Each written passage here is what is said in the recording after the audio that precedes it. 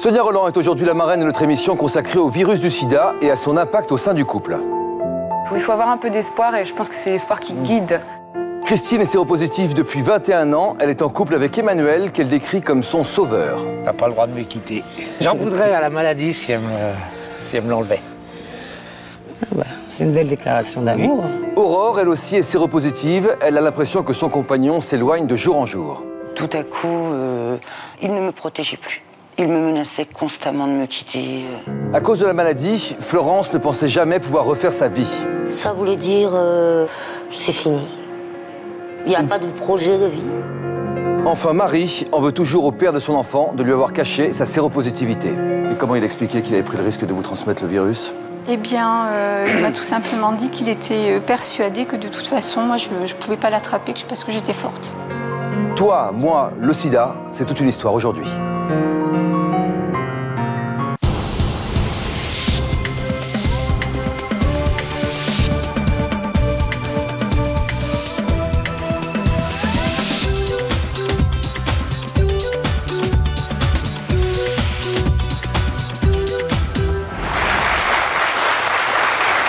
Bonjour.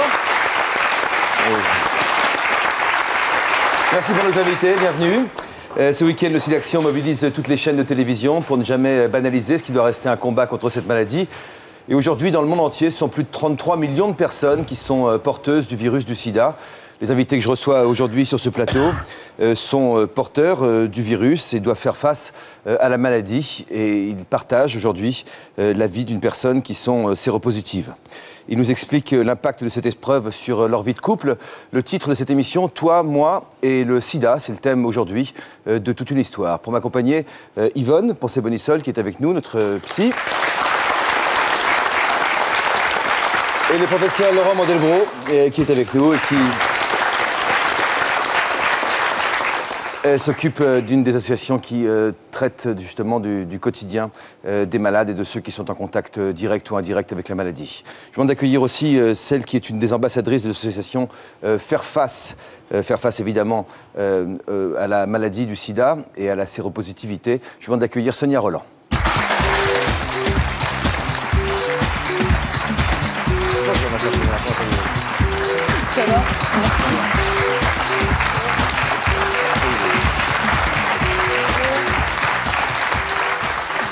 Alors, ça fait combien de temps que vous occupez de cette association Faire Face? Ça va faire des années, mais d'ailleurs, justement, je voulais vous faire une demande. Allez, tout ce que vous Est-ce voulez. que Déborah, qui s'occupe de l'association, pourrait être sur le même siège que moi? Parce que justement, comme elle s'occupe de l'association, j'aimerais mieux que ce soit elle qui soit mise en avant que moi. Alors, très bien.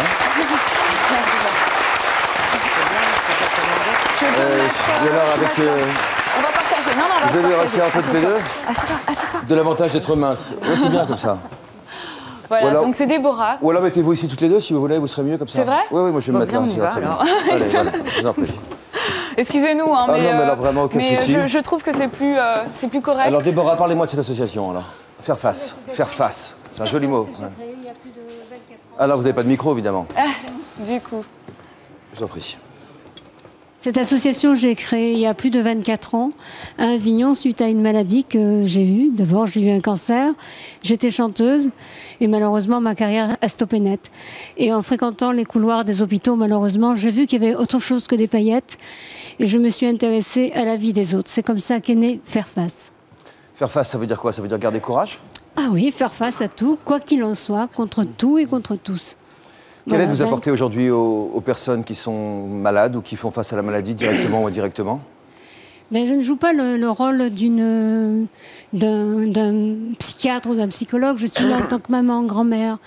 Je leur apporte tout le soutien dont ils ont besoin. Ça peut être des courses alimentaires, ça peut être un achat de vêtements, ça peut être des voyages en Normandie avec notre amie Sonia et bien d'autres artistes.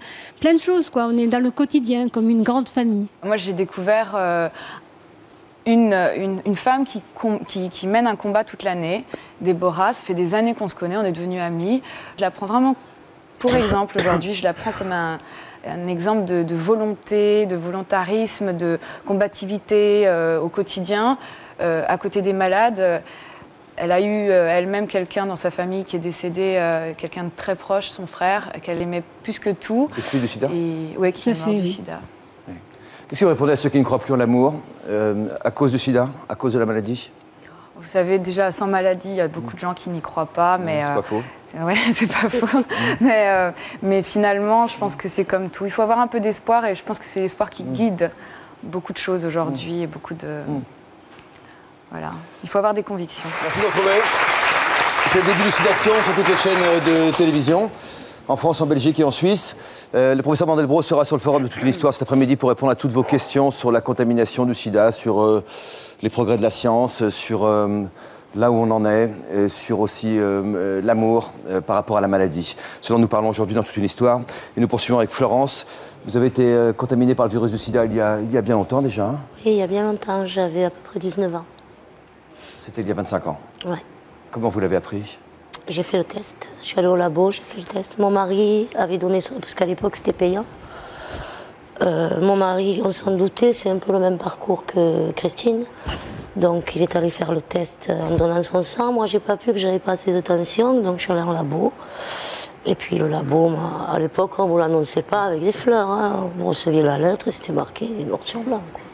Et ça voulait dire quoi à l'époque?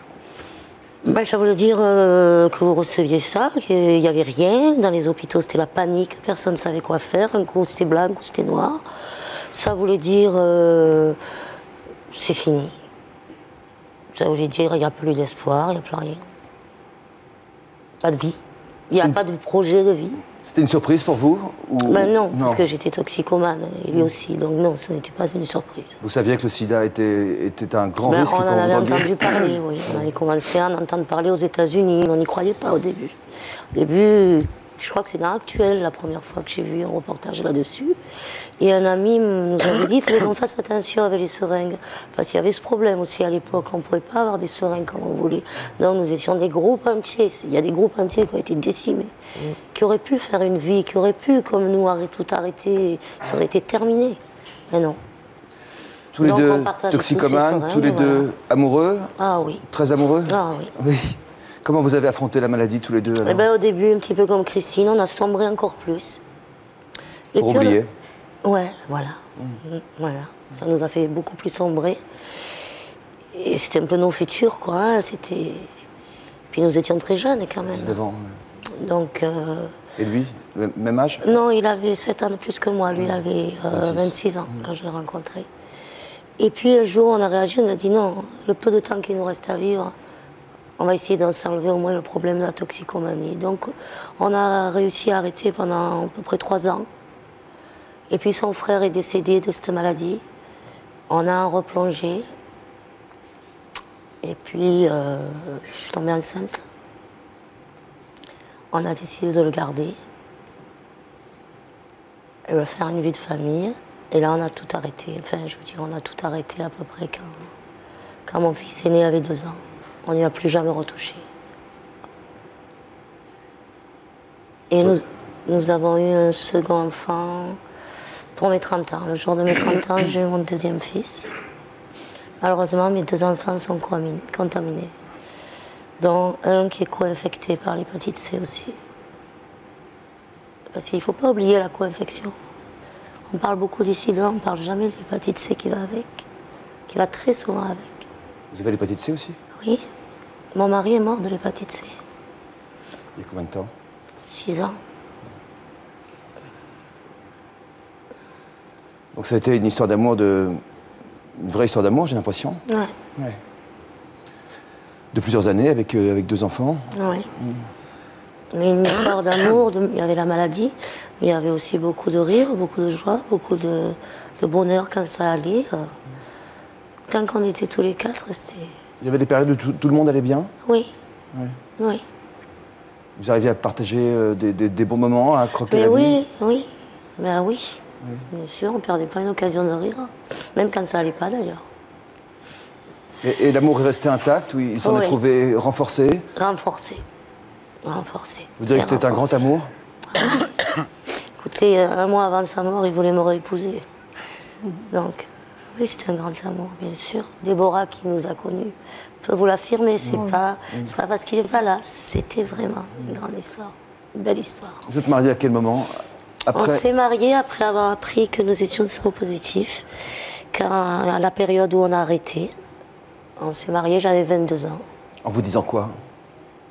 Mais En vous faisant quel serment? Mais justement, de s'occuper l'un de l'autre pendant la maladie et puis même de notre corps après la mort de l'un ou de l'autre. On voulait pouvoir décider chacun de ce qui arriverait à l'autre après. C'est drôle pour ça. Raison. En fait, c'était ça. Si c'était à refaire, vous feriez de la même façon? Ouais. Ouais. Même les enfants. Même si je culpabilise énormément, mais oui.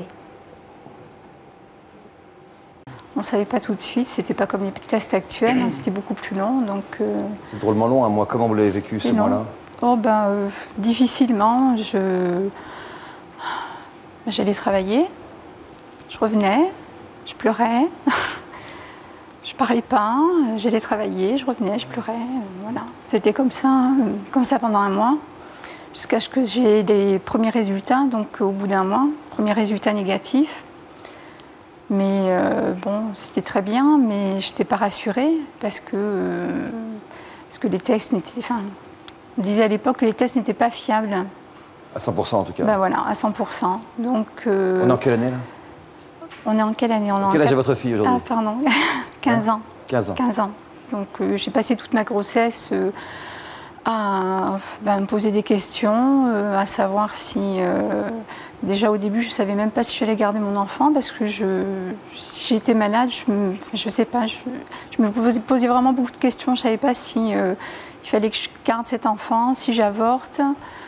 Parce que censément, je pouvais être malade, contaminée et contaminer aussi l'enfant. Ou pas. Mais c'était vraiment des points d'interrogation. Et puis, enfin voilà, donc j'ai vécu ma grossesse comme ça. Et pendant ce temps, comment allait votre couple? Votre histoire? Oh ben, je dirais avec ce mensonge. Au bout du premier mois. C'est pas n'importe quel mensonge, ça. Non, c'est un gros mensonge. Hein, c'est un mensonge qui implique beaucoup de personnes, quoi. Oui, et puis c'est surtout que, enfin, il m'a menti longtemps. Il a mis ma vie en danger aussi. Enfin, moi, j'estime qu'il a mis ma vie en danger pendant tout ce temps-là. Et qu'en pensez-vous, Florence et Christine? Quel est votre point de vue? Je sais pas comment il a pu faire, ce garçon, pour rien dire. Comme disait Yvonne, je pense qu'il est complètement dans le déni.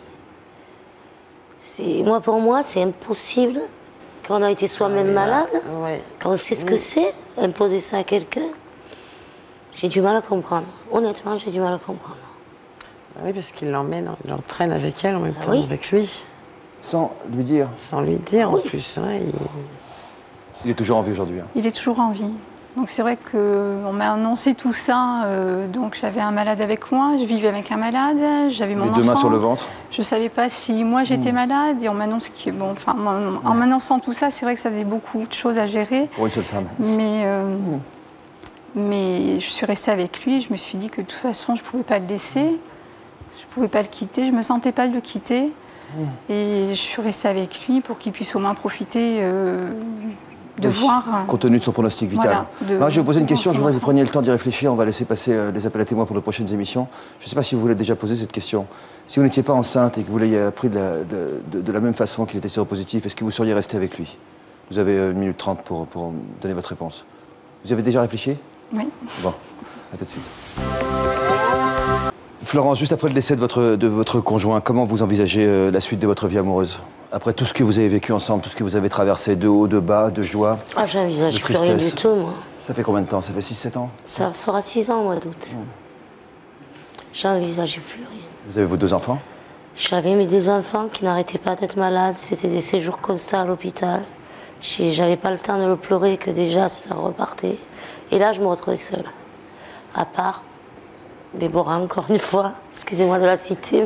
Il n'y a pas de problème. C'était le seul soutien moral que j'avais à l'époque. Déborah. Vas-y. Depuis, vous avez noué de nouvelles relations, pas forcément de relations amoureuses, mais de relations... Oui, j'ai eu des amis, comme madame.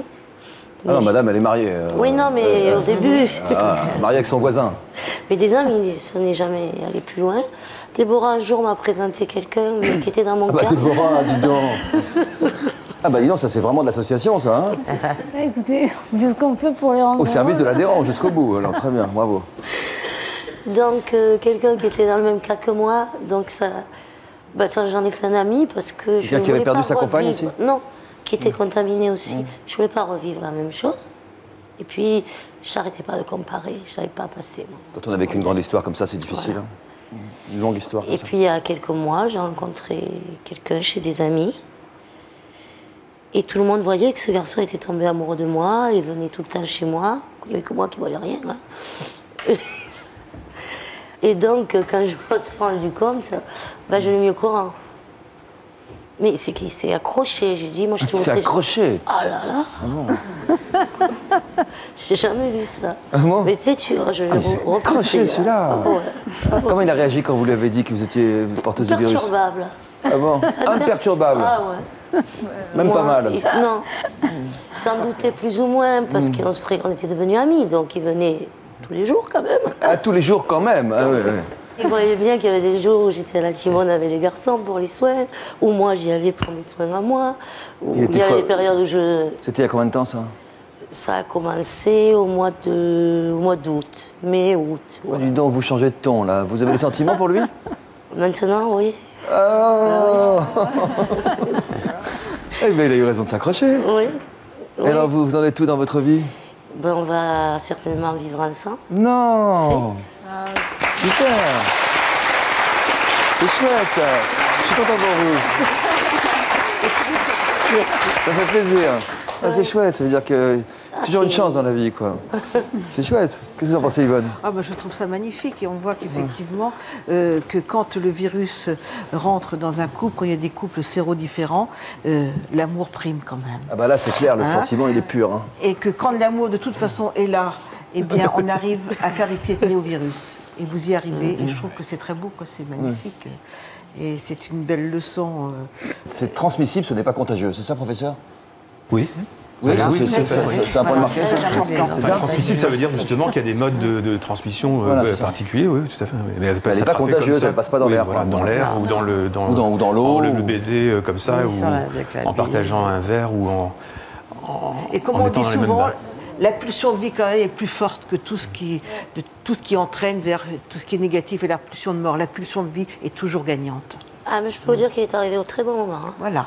Oui, parce qu'on sent dans votre discours, vous disiez « je ne voulais plus vivre, je ne voulais plus rien faire ». Le repli social, c'est ce que les personnes qui sont atteintes sont effectivement repliées, déprimées, fatiguées. Donc elles ne peuvent pas imaginer qu'elles puissent avoir un lien amoureux avec quiconque. Et là, je crois que ça peut arriver. Je remercie Déborah, je remercie beaucoup Sonia et surtout tous nos invités. Puis alors, bravo, hein. C'est super, ça vous parle, génial. Merci, je vais terminer cette émission avec une phrase de Sénèque aujourd'hui qui disait dans la vie heureuse, quand on doit se battre contre les difficultés incessantes, on s'aguerrit dans l'épreuve, on résiste à n'importe quel mot et même si l'on trébuche, on lutte encore à genoux. Merci et à demain. Au revoir.